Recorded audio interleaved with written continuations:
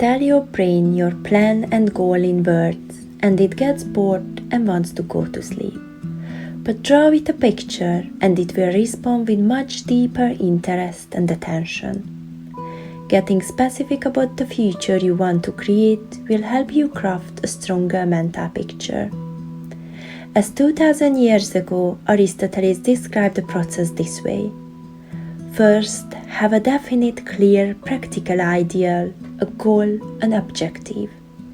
Second, have the necessary means to achieve your ends: wisdom, money, materials, and methods.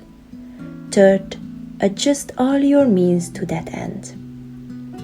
Despite popular belief, it isn't about wishing and hoping something will happen.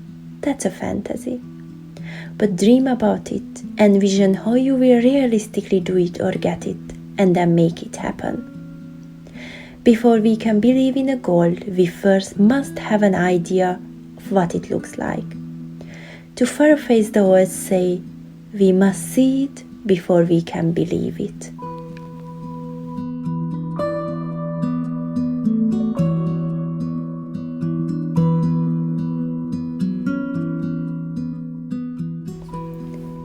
Imagine the future you have already achieved your goal.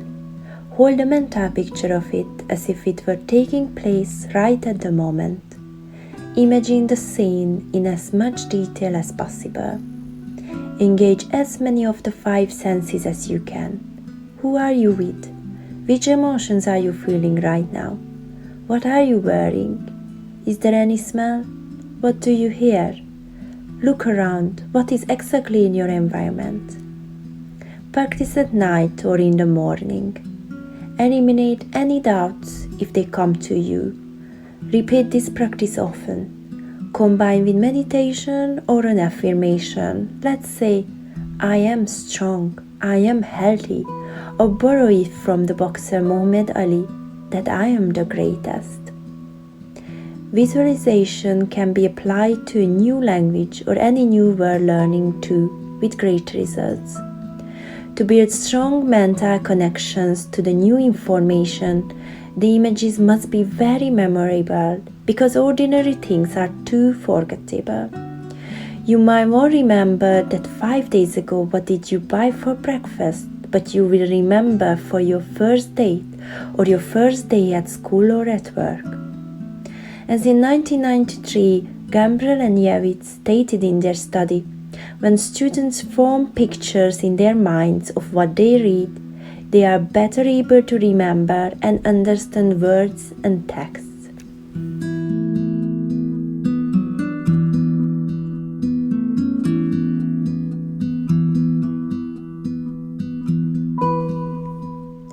According to research using brain imagery, visualization works because neurons in our brains, those cells that transmit information, interpret imagery as equivalent to a real-life action.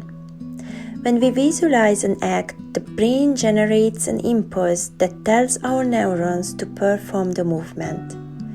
This creates a new neural pathway that primes our body to act in a way consistent to what we imagine. All of this occurs without actually performing the physical activity, yet it achieves a similar result. In particular, it stimulates an area of the brain called the Reticular Activating System. Just put this simply, it scans your environment looking for new opportunities.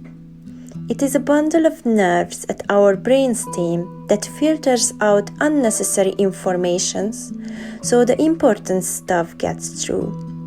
That's why when you start thinking about getting a new job, suddenly new opportunities come your way. Your brain is scanning for them. Then you take action on the newly available options and creative solutions you are able to see. You can train your areas by taking your subconscious thoughts and marrying them to your conscious thoughts. They call it setting your intent.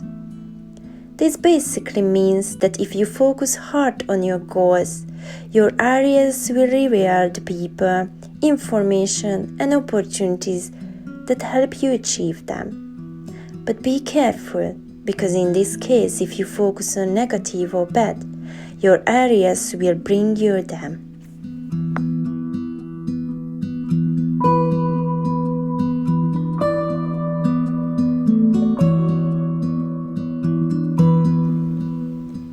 The outcome visualization involves envisioning yourself achieving your goal. To do this, create a detailed mental image of the desired outcome using all of your senses. For example, I really like to climb up to the Everest base camp. I just visualize myself crossing the finish line where everyone greets me. I hold that mental image as long as possible. I imagine what does it feel like to make it? Who is there with me? Is it cold? Maybe warm because I'm just exhausted? Am I tired or full of energy? I imagine the excitement, satisfaction and thrill what I will experience. Some people find it useful to write their goal down and then, in as much detail as possible, translate it into a visual representation. It could be a hand-drawn picture or a photograph. The media doesn't matter, just as long as it helps you create a vivid mental image and stay motivated. For me, the vision board is the best way to keep me focused on my goals. The process visualization involves envisioning each of the actions necessary to achieve the outcome you want. Focus on completing each of the steps you need to achieve your goal, but not on the overall goal itself. Back to my climbing example. Before the climb, I visualize myself while climbing. Legs tired but arms relaxed, breathing controlled. Inhale and exhale. In my mind, I break the course into sections and visualize how I will climb each part, thinking about my pace and time. I imagine what it will feel like when I hit the wall, that point in the climb where my body wants to give up, and more importantly, what I must do to break through it. Create a vivid mental picture of yourself succeeding. Envision what you must do during each step of the process, and use positive mental imageries to stay focused and motivated when you experience obstacles or setbacks. Whichever way you choose, it doesn't matter. What it matters to be consistent and focus on your goals. As much practice as you can, and you will achieve your success sooner than you wish.